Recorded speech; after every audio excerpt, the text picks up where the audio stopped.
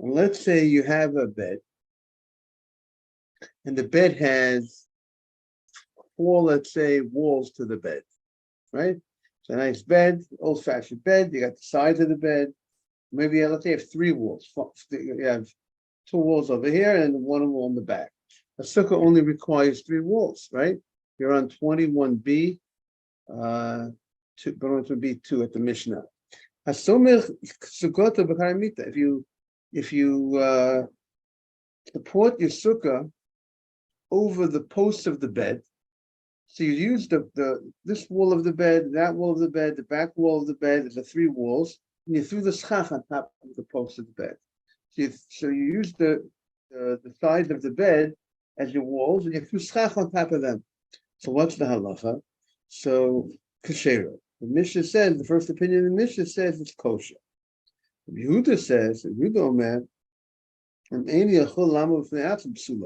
it can't stand by itself, that means if you threw, he said, if you use the post of the bed in a way that you not only use it as the walls of the bed, you also support the schach with the post, with the bed, with the walls of the bed, it's invalid. Why? He says, if the schach can't stand by itself, it's only standing because it's lying on top of the bed, of those the posts of the bed, the walls of the bed. He says psula, it's invalid. And the Gemara is going to focus on Yehuda's opinion because he is the novel opinion. Meaning the Tanakama, the first opinion of the Mishnah, says it's kosher. What's the problem?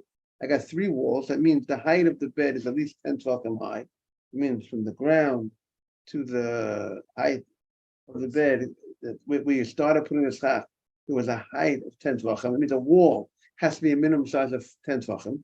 So if you say 10 tefachim, 30 and 40 inches, let's say it would be strict. It was 40 inches high. So it met the measurements of a wall. And you threw the schach. What's the problem? Rabbi Yehuda says, no, there's a problem. If it needs the bed, the supports of the bed, the bedposts, to support the schach, it will be no good. You have to have the schach resting on a separate frame. Like you put up poles, wooden poles. Meaning you could use the walls of the bed as the bed with a support. I mean, I won't say support as walls. Use them as walls. But the actual schach has to go on something else. It can't be laying flat on top of the walls of the bed. And we're going to see what the problem is. According to Yehuda. And you have to put up these some other fashion that it could stay by itself, not on the walls of that bed.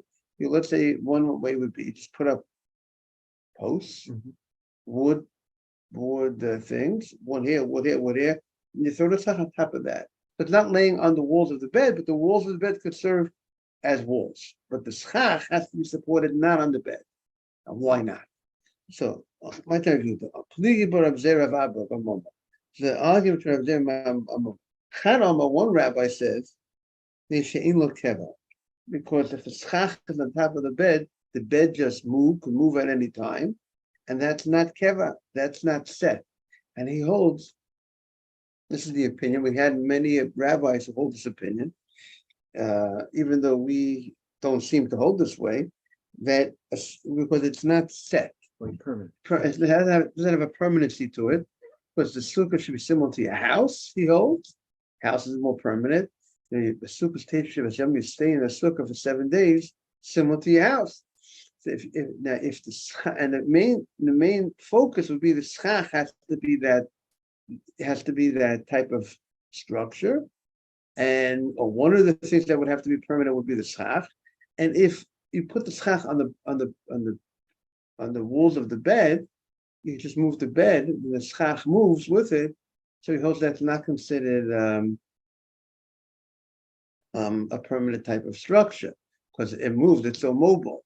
Therefore, you would have to have the schach resting directly on something which is stationary, some separate posts to put the schach on that.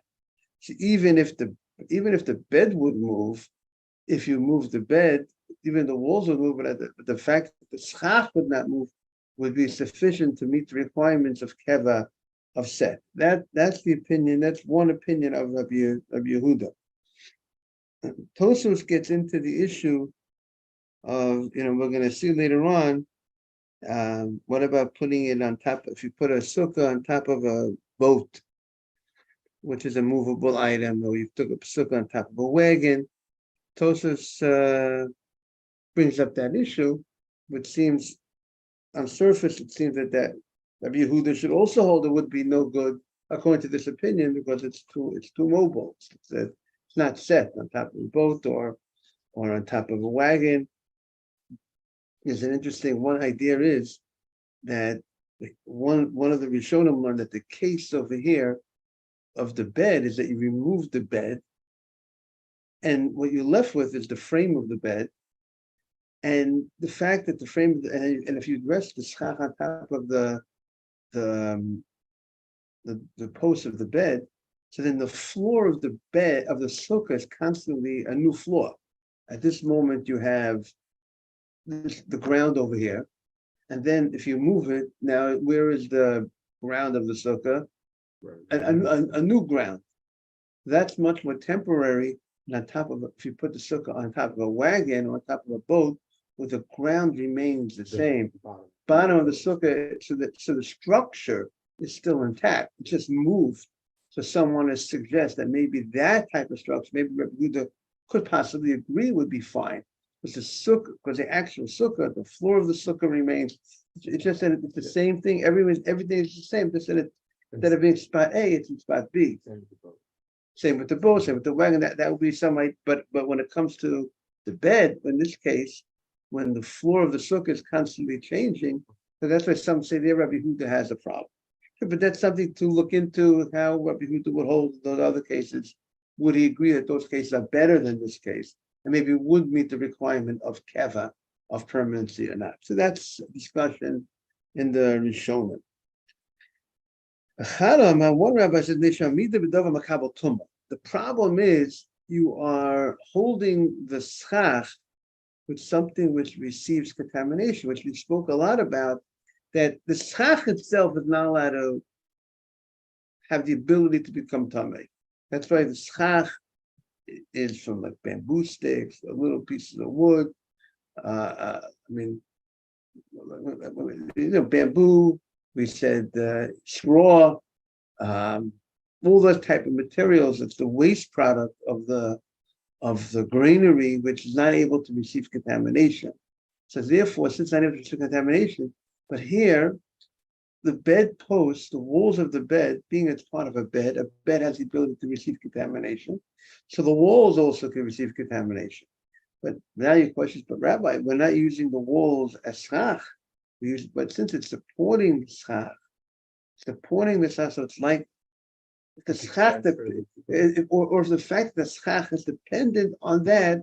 So we look at it like it's being, that the sukkah is being, see Rashi's language. If you look at the Rashi's language, Rashi Mamida. You see the Rashi right here, Shema Amida. I'm here, right here. See where my finger is? In the Rashi. Shema Amida. It's underneath the Mishnah. What I can show you over here with your Gemara. If you want to give me a Gemara. Yeah, Shema Amida.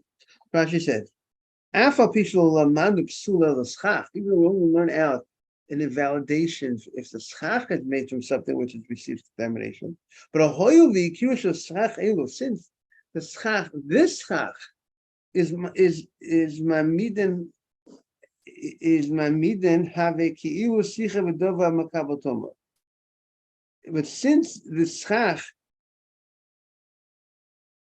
the one that keeps the schach going, that's holding the schach intact, is something that is makabotoma.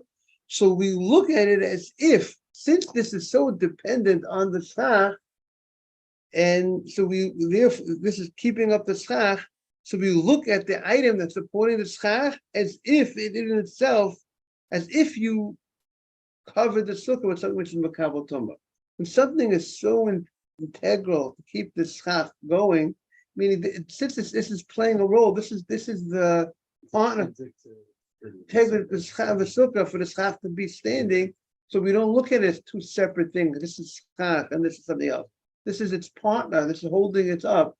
So we look at it like the schach itself. A spouse Even if they're not the other spouse, but the fact that they are supporting the spouse, or Yisach and Zvulun, the person who supports Torah, even if it's not the person that learns Torah, but if you support the Torah, as if you learned the Torah, because he needs you in order to go ahead and do it. As if the Schach leads that thing that's Makabel Tumah. So therefore, that it has the status of the thing itself, and therefore it would validate it.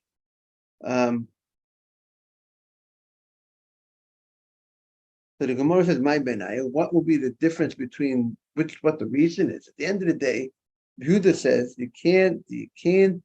It's not a kosher sukkah if you go ahead and you place it on the walls of the bed. What this rabbi says the reason is this because it's not set. This rabbi says the reason because we equate it like it's supporting some Kabbalah. What's the difference at the end of the day? Whatever the reason is, it's not good. If each rabbi is telling me this is the reason, that is the reason, there must be some difference between the rabbis. And by the way, the Ashkenazim hold that really lechatchila, ideally you should not support a schach on something that is makabel toma. We spoke about that. You shouldn't support it on metal stuff, but if you have no other sukkah to use, then the sukkah would be valid. It would not invalidate the sukkah, but ideally you shouldn't. That's not how you should make a sukkah. My benayu, kigon shenot shikudim shabarza. You stuck very strongly into the ground, poles of metal. Metal is makabel toma, has the ability to receive contamination. And you put the schach on top of it. So now you did create an independent frame. It's set. Now the schach is set in place. So it addresses the issue of being set or not set. I put up metal poles. I rest the schach. I use the walls of the bed as the walls of the sukkah, but I have independent frame. What you say? But the kabbalah tumah. So the one that says the problem is because it's not set. Now it is set. Well, and if it's no problem. But the reason it says that you are keeping it standing with something which is makabel tumah, which receives examination, and that's the problem in general. So here also it'll still have that problem. Okay, so that the Gemara says would be the difference between the two opinions. Abaye. So Abaye says, Lo shonu ela samach. The problem will only be if you actually go ahead and support the let's see Rashi. Any Rashi on this? Yeah, so he's the way Rashi is going to look what the Gemara says. Back in the but if you place it on the bed, it's kosher. So what does that mean? Look at Rashi. Rashi's not going to translate it like that. See the Rashi? Let's Rashi on the page. You didn't place the schach on the bedpost, on the walls of the bed. You placed it on you placed pegs. The way I would say it is instead of using metal, like the case that Gemara said earlier, which one opinion would say would be no good, you placed these pegs that were made out of wood. Of Rashi continues, of cold off their sukkah, but the walls of the sukkah ain't ela hamitos. It is the bed. You are using the walls of the bed as the Rashi is learning the Gemara as the bedpost, the bed walls as the walls of the sukkah. But here you place it on pegs made out of wood. So here you don't have the problem of the iron that's makabel tumah, and you also don't have the problem of ein lo keva because it is set. That's how Rashi is learning the Gemara. Let's see them back in the Gemara. Amar Abaye lo shanu. The problem is this is only taught that there's an issue, there's a concern, ela samach. If you put the schach on the walls of the bed, you leaned it directly on the bed. Avosichech al gav hamita, above the bed, on top of the bed, you created independent post that will be that you put the schach on top. Kashera. There, Rabbi Yehuda would say it is kosher, but it addresses both issues. My timer, what's the reason? The one that says it's not set, but it is set because you placed it on these independent pegs. So when you move the sukkah, when you move the walls, the schach doesn't move. So that's not. So it's called the schach is not movable. So therefore, it's called set. What the opinion says that you are holding it with something that receives contamination. So here, but since you put on these wooden pegs, you're not keeping it standing on something which is a kavatoma, because you place it on these independent wooden pegs. So that's that. Maybe if we'll take a look at the halacha for the Svardim here regarding the schach. Let's see if we'll find over here. See here, he talks about the sukkah, sitting in the sukkah, sleeping in the sukkah, laws of the decorations of the sukkah. Here he talks about the schach of the sukkah.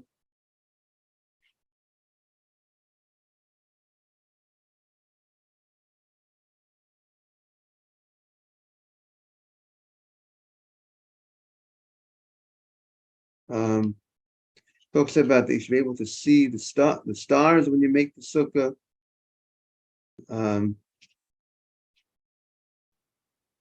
We'll see if you make it very thick, even though you don't see the stars, it's still kosher. You're making a lot of schach on it, but the way you're supposed to do it, the ideal way to do it. See, in life, there's not only the things that at the end of the day, it's kosher, but still, there's a better way to do things. It's the ideal way to do things. I wanted to just see over here. Here he talks about the schach not being Niyakut Yosef, can't be made of materials of Makabal Tuma. But then he says over here,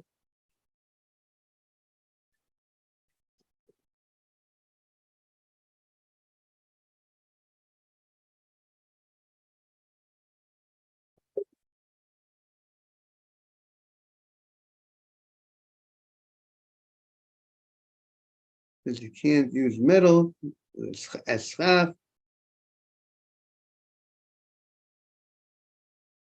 Then he says you could technically hold up the schach with something which is makabel tum, including metal to hold up the schach. He says mutal hamadam midirabana. That's interesting. Something which is makabel tuma on a Torah level. So maybe he wouldn't allow metal. Because metal is makabel tuma on a Torah level.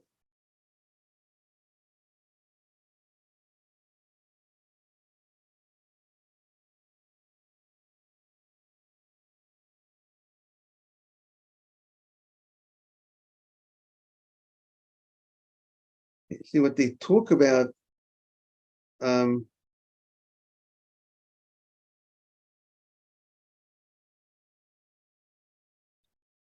He says, but there's something called maimid de maimid. That means if something is in itself, if let's say the sukkah is resting on something which does not receive contamination, but that thing that it's resting on that doesn't receive contamination is resting on something that does receive contamination.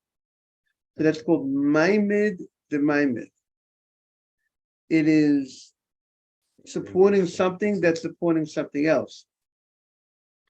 So he says that Rabbi Ovadia Yosef, is of the opinion that is fine. You could definitely use that lechatchila, you can make a sukkah in such a fashion, but the Chazon Ish says you cannot. He was machmir, he was strict, even a maimed the maimed, even if it's not directly on something that receives contamination. It's on something that doesn't receive contamination, which is on something that receives, which is supported by something that receives contamination. The Chazon Ish says it's a problem. There's an iron fold, and then you have Iron the top pot, of the structure that holds the stock. right? 2x4s, whatever they call it. Yeah. See, So right? it hasn't been said. No, Okay, but that's you what have it to seems do like. That's what it seems like, right?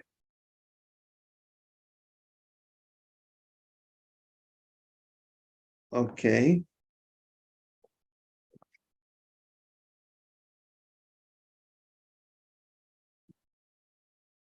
So let's look at the Mishnah. The Mishnah on Kaf Beis and Aleph. Sukkah hamduvleles. A sukkah that muvleles. Now, what? Now the question Gemara is going to discuss. What does the word muvleles mean? Now, one word, you have like a language of balal. It's mixed in that word. You have also dal. If you drop some letters, it's dal. Something that's poor. So Rashi says very simply, the common flourish of Gemara. Rashi, when we learned the Mishnah, Rashi does not even attempt to translate, to define what this word velas means. He says, you know what? Obviously, it's not a common word. Rashi says the Gemara will explain what it means. So, if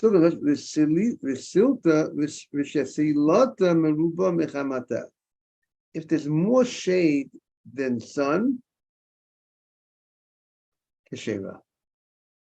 If the sukkah has more shade than sun, it is kosher. Now again, this statement, it seems to be superfluous. Now, if we're going to learn, it's two different cases. Case one, sukkah mduvlelas. That's a case where Rashi does not identify for us what it means. Case two is a sukkah that has more shade than sun. That's one way to read the Mishnah. And the Mishnah says it's sheira, it's kosher. Now so Rashi jumps on that. We already know from the first Mishnah in the Masechta that says that if there's more sun than shade, it's invalid. You already told me so. The first Mishnah says if sukkah does not have 3 walls, it's invalid. If it's higher than 20 amos, it's invalid. And if it's more sun than shade, it's invalid. Basic thing of a sukkah. Sukkah doesn't have 10 tvachim high. The walls are not 10 tvachim high. It's not. So what are you telling? What's the need for this? Telling me that if there's more shade than sun, it's kosher. So he says, they're not comparable to the Gemara before. The Gemara will discuss this, and the Gemara will answer this. So we have to stay tuned, so to speak. Rashi says, for the Gemara to address what is the chidush, what is the novelty of this case. Then the Mishnah says what I just mentioned before: hamu'uve kemen bayis. If the sukkah is thick, the schach, you placed a lot of schach, a lot of bamboo. And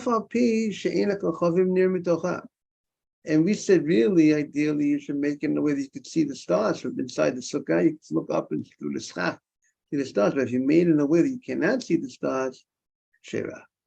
The Mishnah states that still the sukkah is still kosher. So now the first thing the Gemara wants to address, I think a lot of people don't know that. A lot of people make that mistake.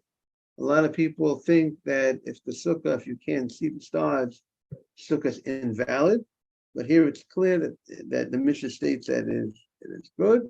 We saw in the Yaakov that it said it's also good, after the fact. But okay.